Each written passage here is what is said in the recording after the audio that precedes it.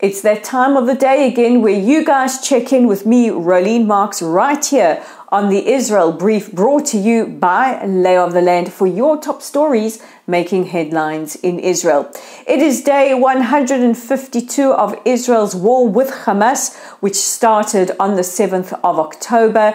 It is also known as Operation Swords of Iron. So just before we get into the headlines, I want to tell you all that I will be on location tomorrow. Where and with whom, I'm not going to tell you. It is a surprise. So don't forget to check back here round about this time tomorrow to see whereabout in the country I am. But before we get into all of that, let's take a look at those top stories, and we begin with news that I brought you yesterday, that the UN Special Envoy on Sexual Violence had released her report that she and her team had concluded following their visit here to Israel, which was about a week long. Special Envoy Pramila Patel and her team of investigators were in Israel following the allegations of crimes against humanity and sexual violence committed against Israeli women and girls, and as per the eyewitness testimony of released hostages, some men in captivity as well. The report is absolutely harrowing to read, but it does prove conclusively and with irrefutable proof of the nature and the depravity of the crimes against humanity committed on the 7th of October. And just a reminder to viewers, the team waded through 50 hours of footage, 5,000 photographs, and listened to the testimony of survivors, forensic pathologists, people who prepared bodies for burial, first responders, eyewitnesses, and so many more. It is the biggest crime against humanity case of sexual violence that will be put together inside the state of Israel. Now, the team also found at least 2 accounts of necrophilia. It's just absolutely horrific. The report is available for the public to read on the United Nations site. If you Google the United Nations report on sexual violence on the 7th of October, it is there for you to read as well. It is 24 pages of absolute harrowing accounts. And following her report, the Special Envoy recommended a full-fledged investigation into these crimes. Following this report, Israel's envoy to the United Nations, Ambassador Gilad Erdan, has written urgently to the UN Security Council to convene a special session following this report, and also called for the immediate release of the hostages. We know from this report, we know from the eyewitness testimonies of hostages who have been released, that crimes of a sexual nature are still being committed against those being held captive. Meanwhile, terror organization Hamas released a press release absolutely denying these crimes, which incidentally they filmed. They had it on their GoPros. They have admitted to it in interrogation. They laughed about it. They boasted about it.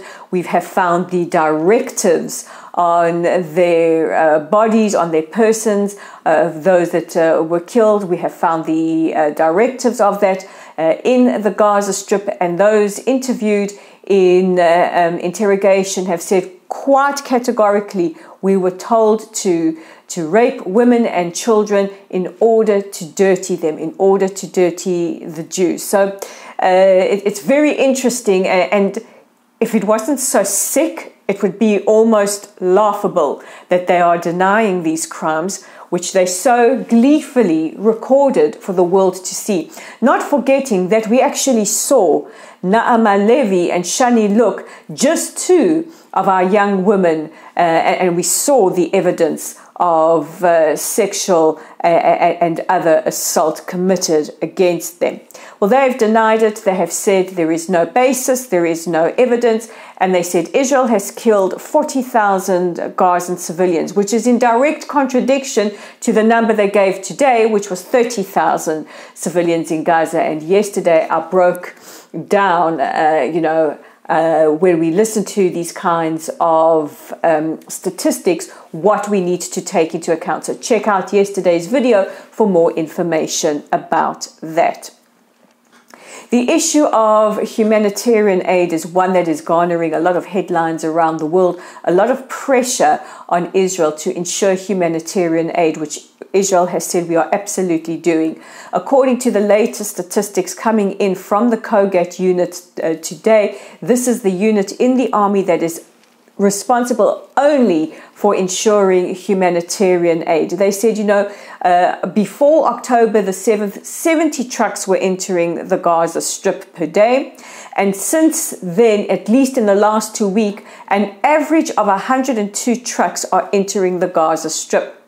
Now, the spokesperson of Kogat in an interview on I24 News, I urge you all to check it out. It is available on I24 News' YouTube channel. He explains where the issue is.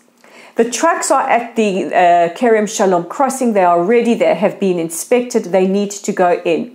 Where we are having a problem is once those trucks go into Gaza, is the issue of distribution.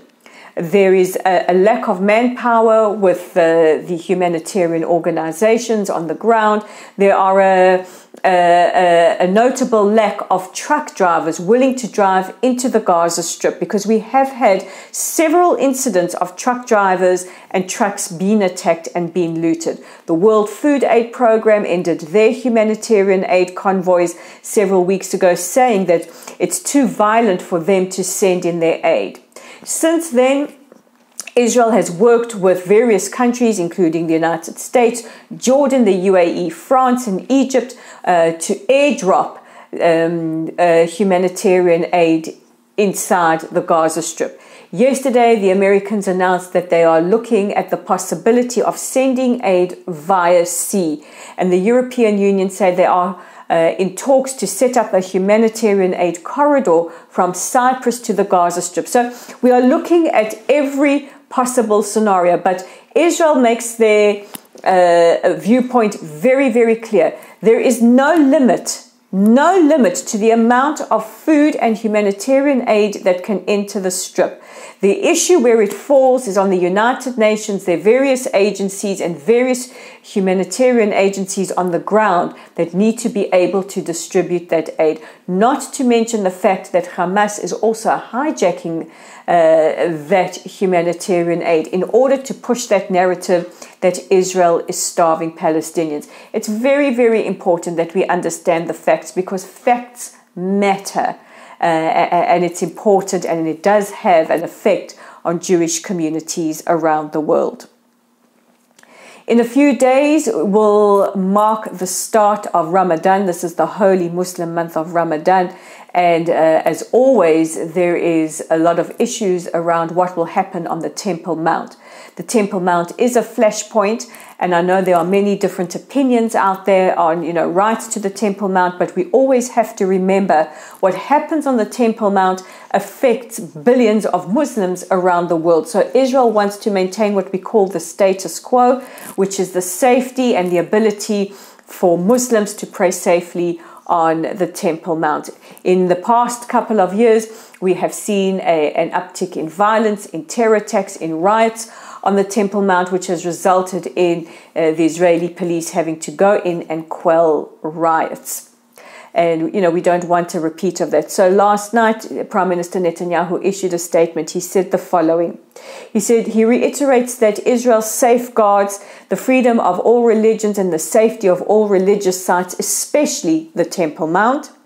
Ramadan and the sanctity of Ramadan will be upheld and observed as always, as it always has been, and that the number of worshippers allowed onto the Temple Mount will be exactly the same as before. However, it will be assessed on a week-by-week basis if there is any kind of rioting or any kind of danger. Israeli Arab lawmaker Mansour Abbas welcomed the statement by the Prime Minister and appealed to Muslim citizens to obey the rule of law. And finally, we are also a short while from the President of the United States, President Biden's State of the Union address. This year, he will be joined by 17 relatives of Americans who have either been killed or being held hostage by Hamas terrorists. Their invitation was at the bequest of a bipartisan group representing both the House of Representatives and the Senate, and was put forward by the Speaker, Mike Johnson, and the Minority Leader, Hakeem Jeffries. Meanwhile, both President Biden and Secretary of State Blinken have said that with regards to any ceasefire negotiations, that decision now is firmly in the hands of Hamas. The ball is in Hamas's court to come to the table and agree to a ceasefire. So all those calling for a ceasefire out there, remember whose responsibility the ceasefire is now, and it's not Israel. And that brings me to the end of today's edition of the Israel Brief. Please don't forget to check out our website as mentioned earlier at www.layoftheland.online. Our Facebook community is at Lottel's site. We are on YouTube right here. If you like this content, please click on that red subscribe button, like, share. You guys know what to do. We are on X at layoftheland5, and I'm Rolene Marks, and I'll catch you guys again tomorrow.